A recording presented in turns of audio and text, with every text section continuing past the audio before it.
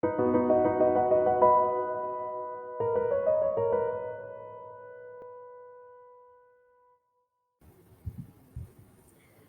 afternoon, everyone. Hi, I am Vedija Patil. I work as a medical content writer at Connect to Clinic.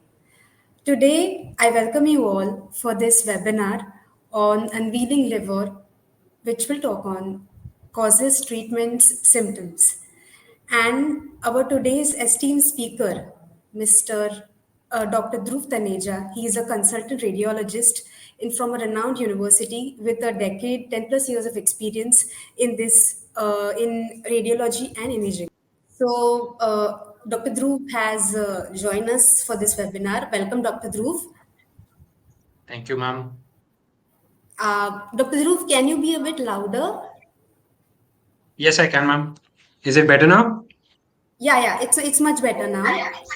Actually, yeah, we cannot see you, Dr. Dhruv. Can you please switch on your camera? I'll give me a second, ma'am. Just figuring it out. Sure.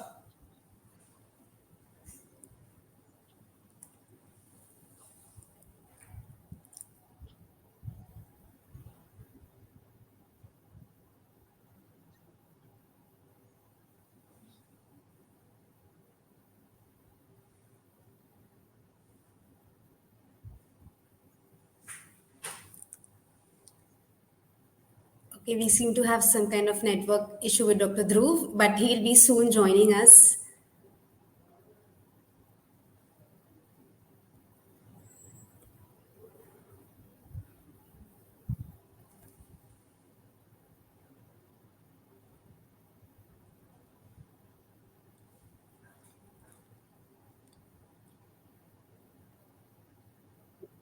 I believe there's some problem with the webcam, ma'am. Can I log out and log in again, or is it okay if No, I no, can? no, no issues, Dr. Dhruv. You can continue with this. It's okay. We can manage this.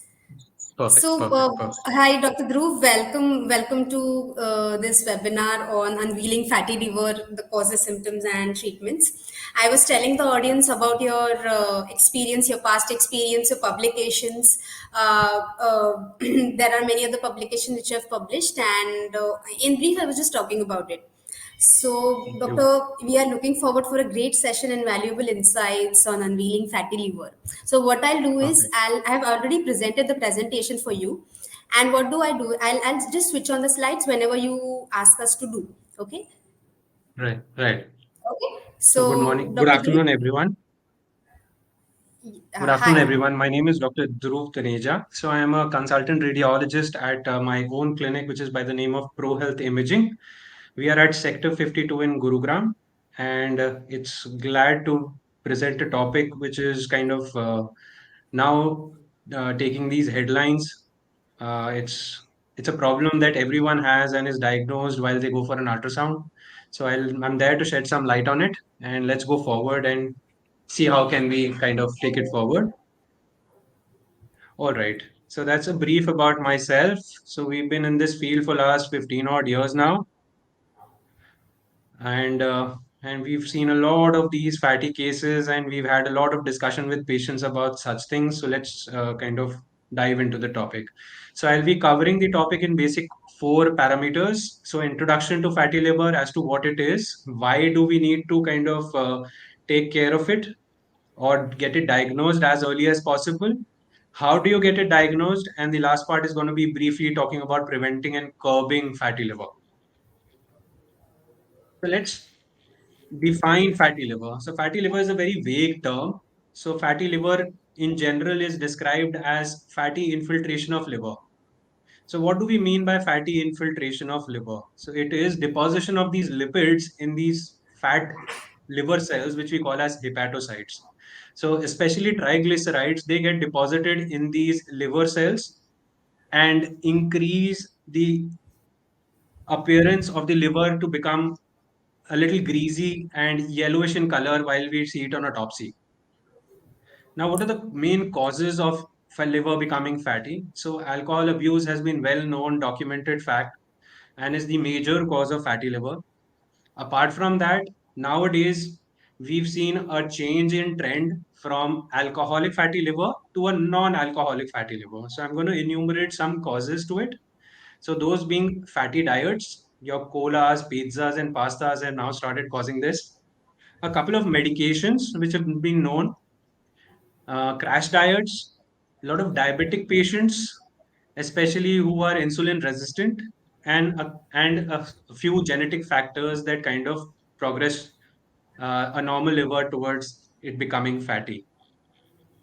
So, what kind of fatty diseases do we have? So, I've already enumerated two: alcoholic fatty liver disease and non alcoholic fatty liver disease, which we generally tend to refer as NAFLD, NAFLD. The other term that I like to introduce is NASH, that's non alcoholic steatohepatitis. So, it's nothing but deposition of deposition of fat in liver leading to liver inflammation or problems in liver. This is sort of a progressive disease in fatty liver disease. So, fatty liver disease can be subclassified or kind of divided into two phenotypic expressions: people who kind of become symptomatic and people who are asymptomatic.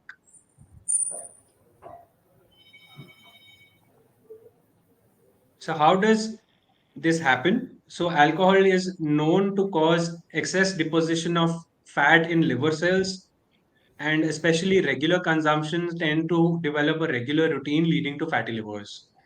Similar is the thing in non-alcoholic fatty liver disease. So our liver is supposed to be one of the biggest organs that we have, and it's supposed to detoxify us and is also a storehouse of vitamins. Now it's supposed to kind of filter out things for us, break them down, and store them at different places. So that's the job of the liver, to kind of organize the food while it is absorbed from the intestine and kind of divert the food wherever it is required. So any disturbance in the process wherein the distribution part and the kind of organization part is hampered, it leads to deposition of these lipids in fatty liver cells, hepatocytes. Moving forward, some senses that we have for you. So a lot of population is suffering from fatty liver disease nowadays. So it's 43.6 to be exact. A small percent of non-alcoholic fatty liver disease tend to go into NASH, which is going to be a small percentage, about 1 to 2%. The alcoholic liver disease forms the rest of it. Now, why is there a sudden surge in fatty liver cases these days? So it's because of a sedentary lifestyle and lack of physical activity. Others can be obesity, type 2 diabetes, certain metabolic syndromes wherein there is familial dyslipidemia, familial hypercholesterolemia, and other causes. 95% of patients with morbid obesity are undergoing bariatric surgeries, leading to those crash dietings and fatty liver. Some other causes have been enlisted. So, major ones would be a shift in our lifestyle, I would say. So, it's more of a lifestyle disease. Right.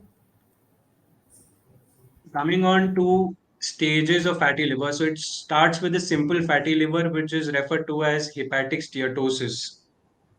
So while the stage two is alcoholic or non-alcoholic steatohepatitis, wherein because of deposition of fat in liver cells, there is a lot of fibrosis that happens. Fibrosis or inflammation or sort of problems in the liver cells, which the body tries to heal off, leading to a lot of fibrosis. Sorry about that. And ultimately, the fibrosis or the continuing insult to the liver cells leads to cirrhosis or liver damage. Till fibrosis or early fibrosis, I would say the disease is reversible, wherein post that late fibrosis cirrhosis is irreversible and can only be controlled with medication. Why do we need to diagnose it? That's the reason. So most of the stage 1 or simple fatty liver disease is easily reversible with lifestyle modification. Now the problem is people really don't present with any symptoms or Right. problems while they have fatty livers. It's only in the second or third stage that people become symptomatic. Usually, patients So, present doctor, with just I have a indigestive question over issues. here. Yeah, I have a question over here, doctor. So, how do you define the second and the third stage symptom of this fatty liver? All right, so people who become symptomatic, they usually present with a lot of liver related problems in sense digestive issues, Right. Okay. bloating. Mm-hmm. Some present with heaviness or pain in the right upper quadrant of the abdomen Okay. because the liver starts becoming enlarged. So that's the reason for it. The other severe can be tummy filled with fluids, wherein you see those late fibrotic stage patients, and cirrhosis is tummy bloated up, filled with fluid. Right. Right. And others could be bleeding issues and a lot of indigestion problems, which kind of present in that late part. Got Cirrhotic it. patients also have a common symptom of hemoptysis, that's blood and vomit. Some patients present first time in the emergency with a bloody vomit and are diagnosed to have cirrhotic livers. Okay. So these are the things that patient present with. Now the reason for it, I mean, for this transformation and early diagnosis part that I need to kind of highlight is since asymptomatic patients really don't have any problems, they don't take heed to the problem and kind of lead to progression over a period of years and later land up with stage 3 or stage 4. So we need to diagnose ourselves as early as possible so that we can be in that reversible part and kind of attend to it as early as possible. Right. Now we come to the testing part of it. So mostly people who are being diagnosed nowadays are on a routine ultrasound. They go for an ultrasound either through a medical checkup or they are pushed into it by their company and the report comes out to be a fatty liver. The other kind of spectrum wherein people present, as I've already told, with hemoptysis, bloated tummies, which are kind of protruding out, filled with water. So easy way to diagnose it is on ultrasound, whether you are going in for a medical checkup or for another problem, and then you are later diagnosed with a fatty liver. So ultrasound is the most easily accessible, cheap, and kind of accurate modality to assess for fatty liver. So in ultrasound, mostly we kind of divide it into three stages, which I'll kind of highlight in the next slide. Other than that, a CT scan, an MRI, newer techniques like elastography are there nowadays to diagnose fatty liver.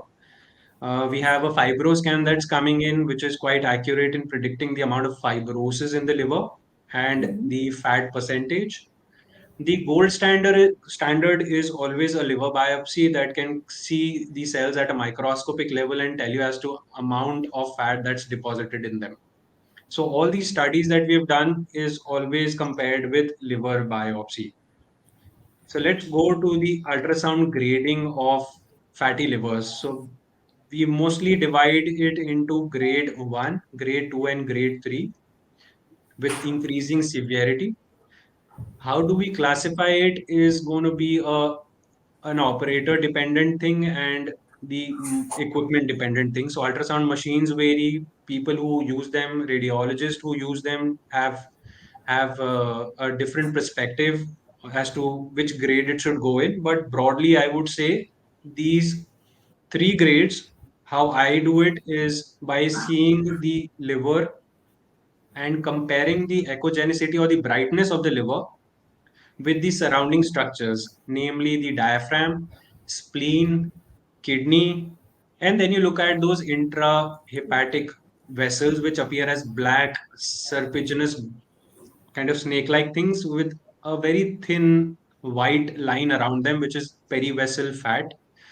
So, in early stages, you have the liver becoming a little brighter in appearance in comparison to the kidneys and spleen, with peripheral, periportal, or perivessel fat effacement, or the since the liver becomes brighter, this distinction between the two is lost.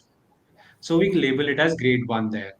Now, grade 2 is moderate increase, same thing, but the distinction between the brightness of the liver and kidney and liver along a in comparison to the spleen is quite evident, but you can see the diaphragm really well through the liver.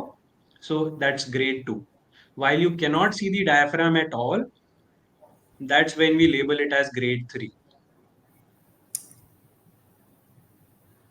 So how can we prevent and curb fatty liver? So this I leave to to the hepatologist to kind of take control of it. But what I'll say, mostly the initial part of the treatment is concentrated on lifestyle modification and controlling other parameters. If you have diabetes, you control your sugar.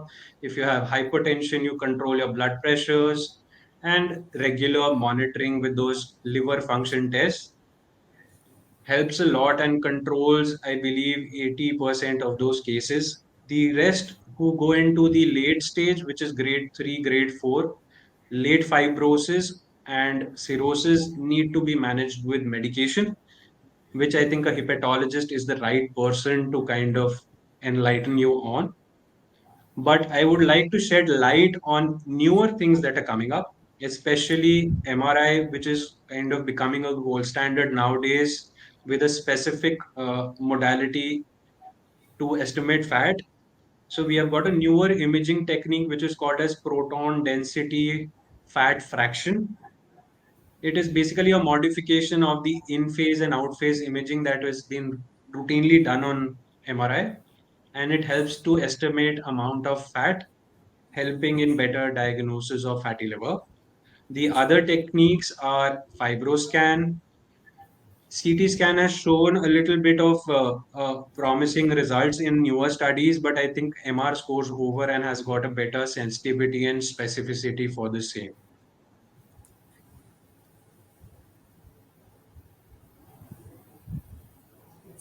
So, preventing and curbing fatty liver, especially diet, plays an important role. And what kind of diet needs to be taken? It has to be a low caloric, complex carb, and complex sugar diet, less of processed food, less of cheese. And if it's an alcoholic liver disease, of course, you need to stop consumption of alcohol at all.